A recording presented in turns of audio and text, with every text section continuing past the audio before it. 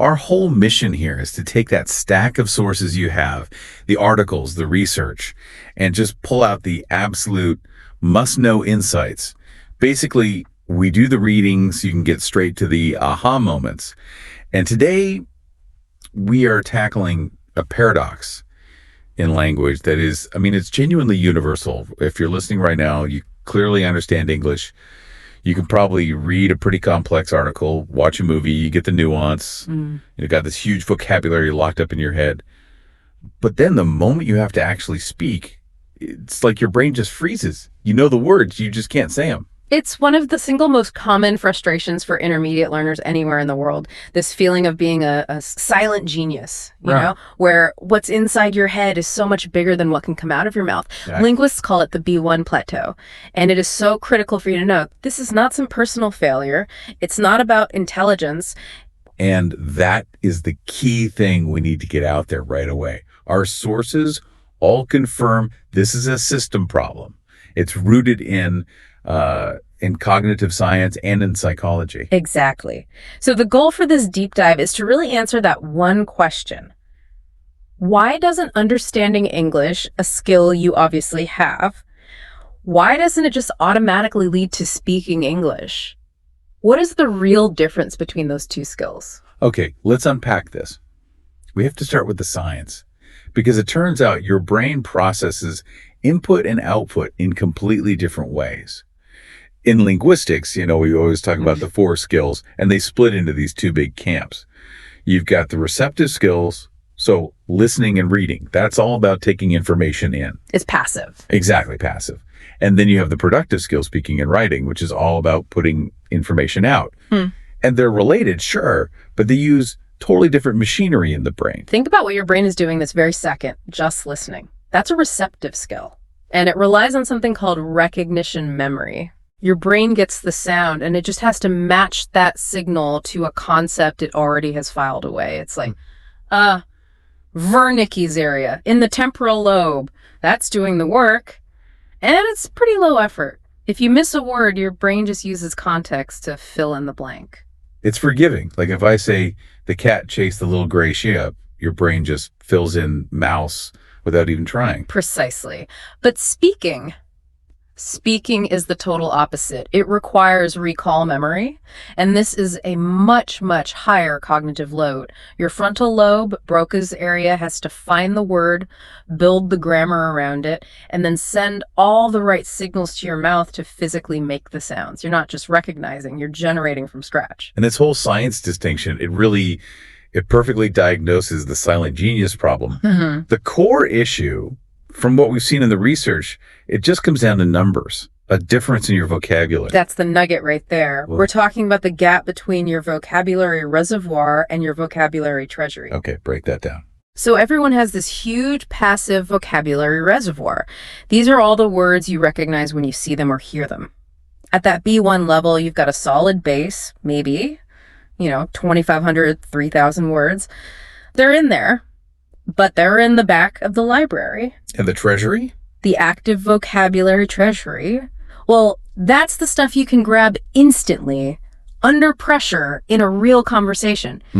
And for most intermediate learners, that treasury is way, way smaller. Maybe only 800 to 1,000 words. Wow. So that feeling, that frustration of I can't speak, it's literally just that 1,500 word gap between what you know and what you can use. So it isn't that you haven't learned enough words, it's that you haven't trained those words to move from the back of the library to the front desk. It's 100% an activation problem. Yeah. You have all the raw materials, you just don't have the trained pathway to get to them quickly. But if this is happening to millions of people who spent years in school, then we've got to look at the systems that are creating this huge activation gap. What are the system failures here? The research points to one critical distinction. Globally, we tend to teach English as a subject, like history or math, something to be passed, not as a tool to be used. And that changes everything. How so? Well, think about a typical English exam. It's all about correctness. right? Not communication. Yeah. You get points for picking the right preposition or choosing the correct tense from a list. The whole system rewards analysis. And this creates a really deep habit. Your brain learns that before you speak, you have to pause, check the grammar rules, find the perfect word, and you just can't sustain that level of self-monitoring in a fast conversation. It's impossible. Which leads right into the input-output gap. You spend years taking English in, reading books, listening to us. Now, that's all comfortable input. Yeah. But the time you spend actually creating output, speaking, it's a tiny fraction of that. It's that cooking show analogy we came across. You've watched 1,000 hours of cooking shows. You know what a roux is. You know the theory of a perfect steak. But you've never actually turned on the stove. The knowledge is there, but the active skill is not.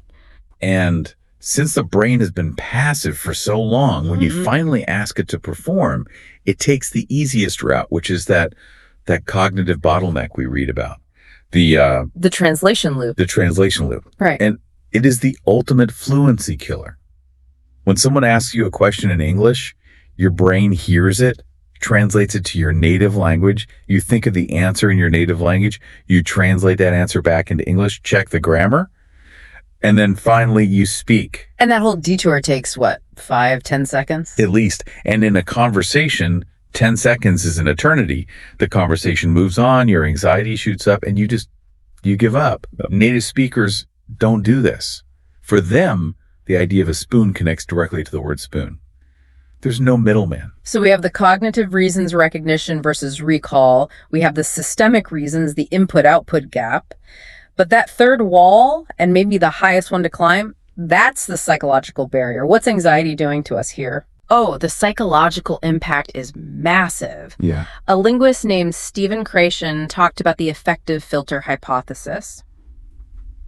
Basically, when you're feeling negative emotions, fear, anxiety, a lack of confidence, it's like a mental block comes down. And when that filter is high, it literally blocks your ability to produce language, even if you know the grammar perfectly. And it sounds like the B1 level is the worst possible place to be for this, because you know just enough to be scared of messing up. That is the danger zone, 100%. As a beginner, you make mistakes, and it's fine. No one expects you to be perfect. But at B1, you know the rules, so you hear yourself making a mistake as you're making it. Oh, that's a terrible feeling. And your brain instantly switches from communication mode to monitoring mode. You stop trying to get your message across, and you start obsessing over every little error.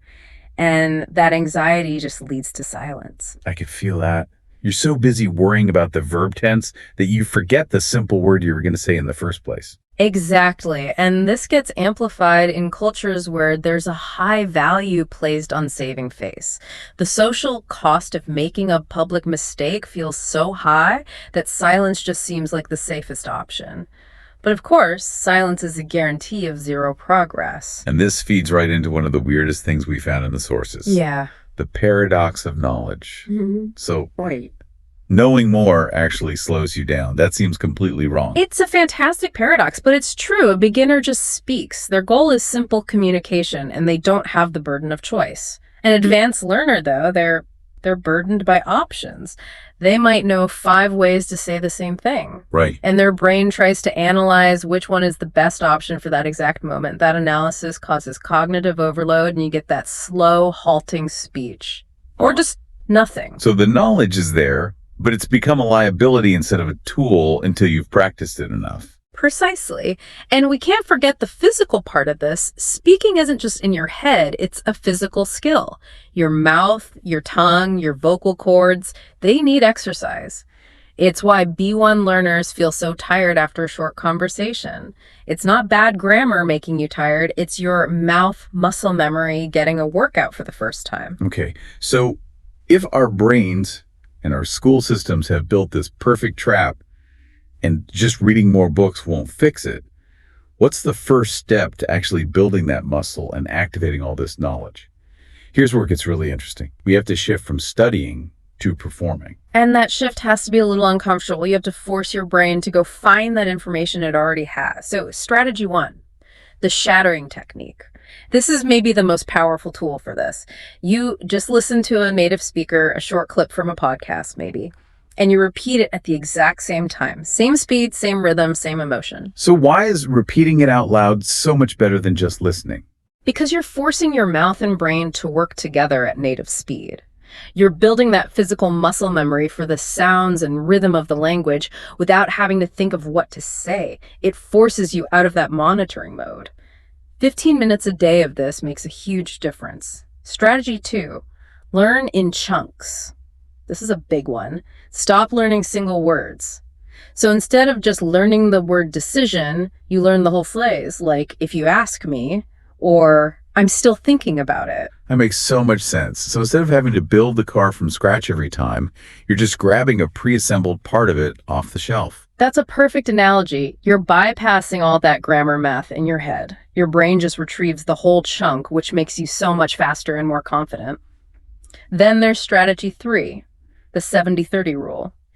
If you are stuck at this plateau, your study balance is almost certainly backwards. You need to flip it.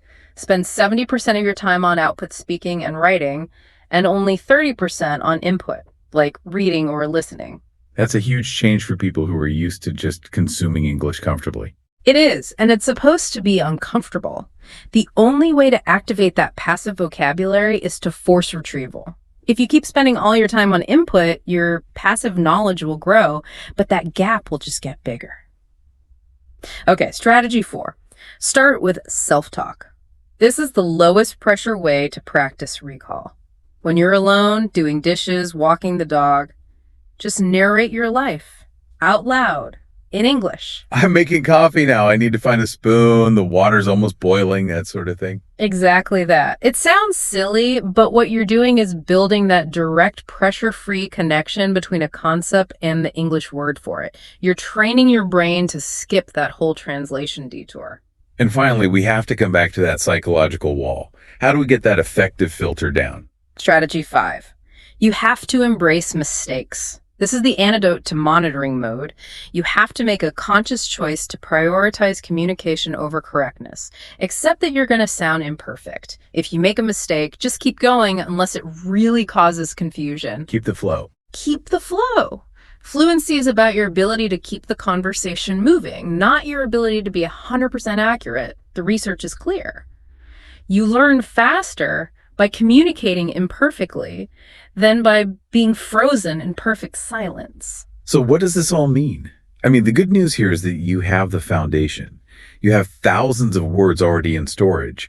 The journey from understanding to speaking, it's not about learning more words. It's about activating the ones you already have. You're sitting on a huge pile of linguistic gold. You just have to start spending it.